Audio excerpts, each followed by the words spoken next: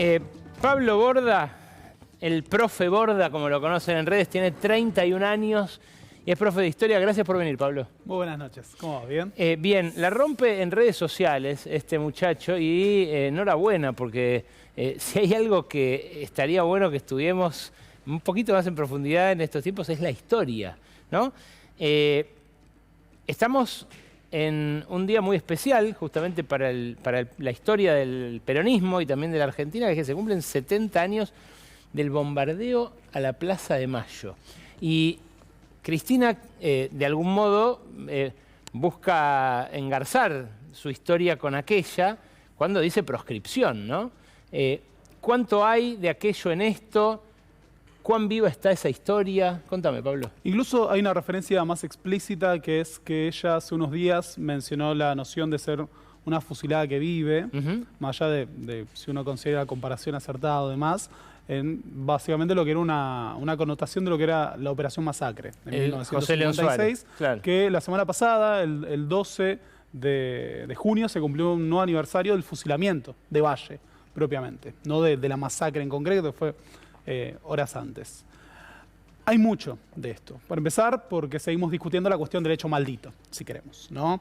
Esa Argentina que se debate, ¿qué es la Argentina propiamente? ¿No? Cuando el presidente habla de argentinos de bien, implica necesariamente la existencia de los argentinos de mal. Claro. Y por tanto una idea de que no sería posible construir el país con esa parte de la población. Bueno, hay algunos que lo dicen explícitamente, ¿no? Agustín Laje dice, no son conciudadanos. No son conciudadanos. El otro día, bueno, Ari Lijalá tuvo el gusto de darle algunas lecciones sobre consistencia y coherencia, pero sí, ciertamente de lo que se trata es básicamente de concebir que el país es para algunos y no para otros. Algo que de hecho uno encuentra presente incluso en la política económica, claramente, cuando ante los ajustes sobre jubilados o incluso ante la situación de, no sé, los médicos residentes del Garrahan, que no pueden tener un sueldo digno, nos encontramos con situaciones como la diputada Limoy planteando, bueno, ellos quisieron ser médicos, hubieran estudiado otra cosa. Sí.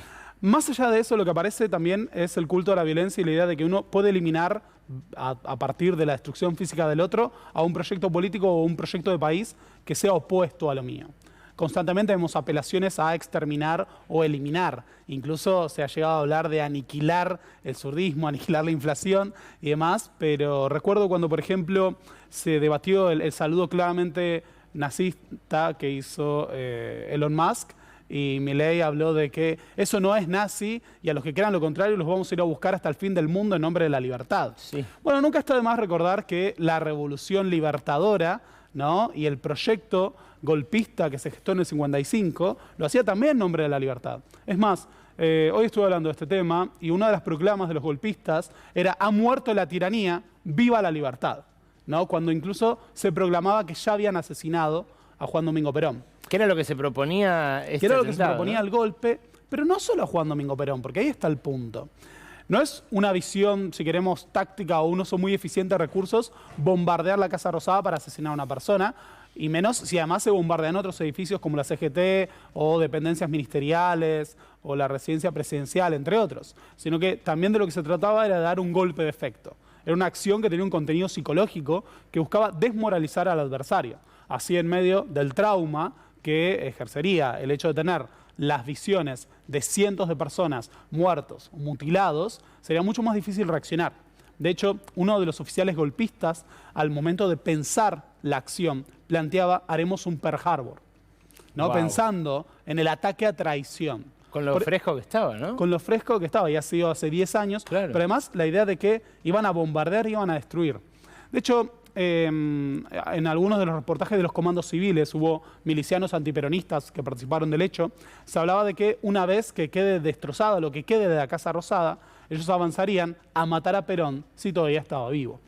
Así que de lo que se trataba era de generar un golpe de efecto. Y si lo pensamos hoy en día, también estamos atravesados por la búsqueda de golpes de efecto, de ataques que consisten en acciones psicológicas que buscan tenernos debatirnos la agenda del gobierno o incluso desmoralizarnos. Pensemos en el culto que se hace a la violencia, en las represiones, de cómo incluso los propios funcionarios de gobierno celebran desde golpear a jubilados hasta gasear médicos, y de repente hay un intento de que uno no se movilice, uno no proteste, uno no esté dispuesto a luchar contra lo que está enfrente.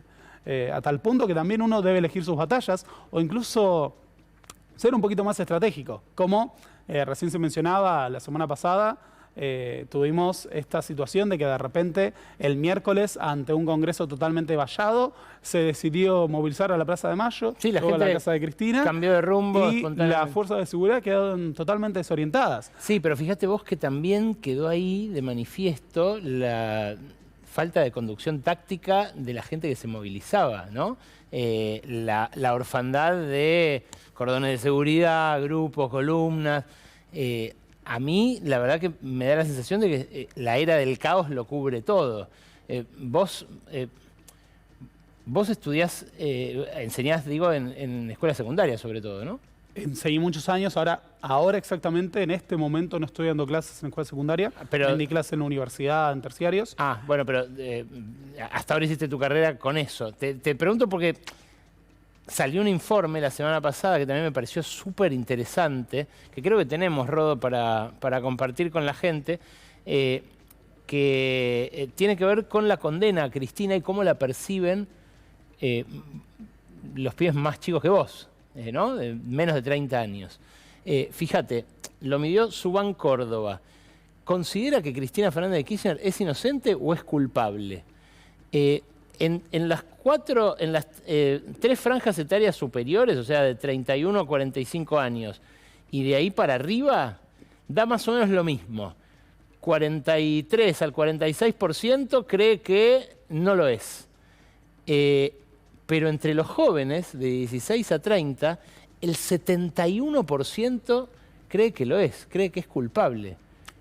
¿A qué se debe esto? Yo ahí trazaría varias cuestiones. Estoy seguro de que no quiero caer en un lugar que a veces algunos consideran fácil, pero incluso si desdoblaras eso por género, posiblemente también tendrías una tendencia que es más grave, que es lo que vemos en los jóvenes varones y la tendencia a abrazar las ideas libertarias de la derecha. Totalmente. Pero el corte etario es clarísimo. Es muy evidente y tiene que ver con varias cuestiones.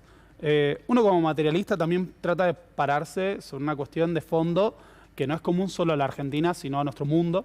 Estamos viviendo en una era del individuo tirano, en la que cada vez más aquellos que somos subjetivados por esta lógica del capitalismo tardío, o incluso que pensamos a través de los algoritmos y las lógicas de las redes sociales, tendemos a si queremos, un individualismo autoritario, o incluso a lo que se ha llamado el totalitarismo de mercado.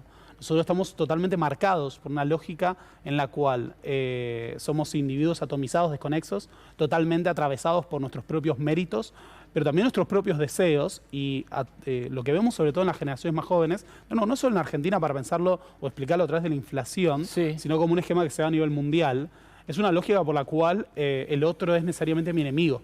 Hay una lógica que busca explotar resentimientos que son el producto de las evidentes desigualdades del sistema, y se direccionan hacia chivos expiatorios y enemigos específicos. O sea, es el enemigo en tanto rival por los recursos. En tanto rival por los recursos, pero además porque también nosotros ya no vivimos en la sociedad industrial fordista en la que pensaba Perón, ¿no? En la cual los obreros trabajaban en una fábrica colectivamente.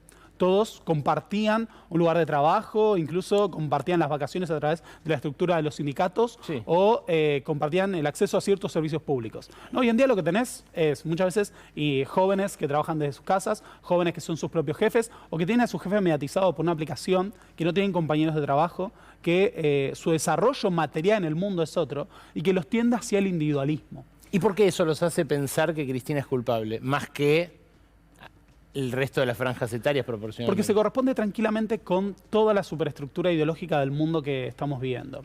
Milei no es solo el hacedor de esta realidad. Lo que pasa es que es también un síntoma de esa realidad para mí. Coincido con vos, pero lo que pasa es que Milei no es hoy el principal propalador de anticristinismo. En todo caso era Macri.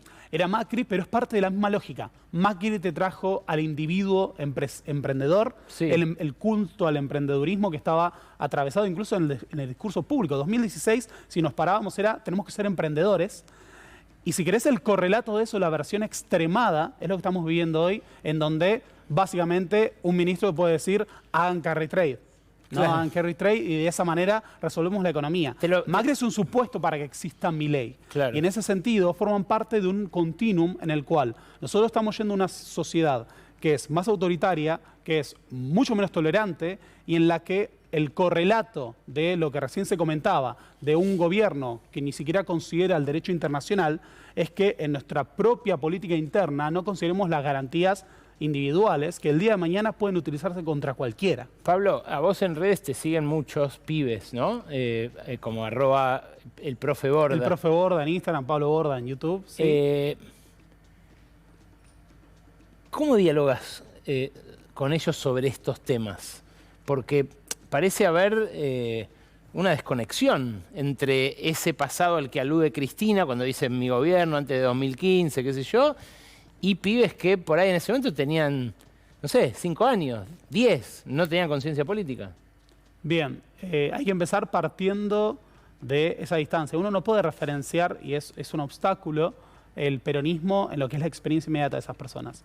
Porque para muchos, la versión del peronismo, lo que pudieron ver, es lo que fue el gobierno de Alberto Fernández. 200% de con inflación. sus falencias, Claro. También con algunos aciertos, hay que reconocer cuando algunas cosas se acertaron.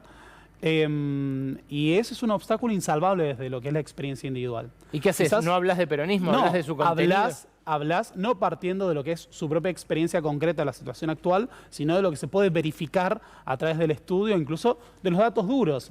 No sé, vamos al Banco Mundial o a los datos que tiene el propio Fondo Monetario Internacional y los índices de crecimiento que se experimentaron en los 12 años del kirchnerismo son los más altos en promedio de toda la historia democrática de los últimos 40 años. Igual te putean un montón, ¿no? Y bueno, y ellos te van a explicar únicamente por la soja. Y yo les voy a decir, bueno, eso no te explica que el Producto Bruto Industrial creciera a un índice muy superior, incluso del 11% entre 2013 y 2008. De lo que te putean, ¿cuánto crees que es auténtico y cuánto mandado?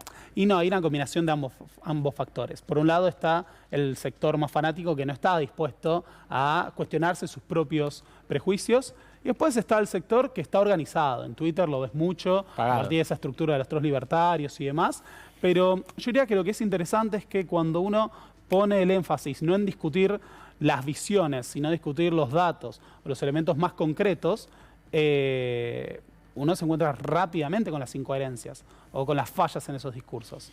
Y en ese sentido, por ejemplo, discutir lo que son los índices de crecimiento económico o distribución de la riqueza, nos llevan a que, por ejemplo, si ahora se rinde culto, qué sé yo, a la estadística de la pobreza del gobierno de Milei, incluso utilizando el INDEC o incluso utilizando esa herramienta para medir la inflación que no considera, por ejemplo, en los precios del consumidor, lo que son los alquileres, uno dice, bueno, y si aplicamos esos mismos parámetros al kirchnerismo, era una era dorada.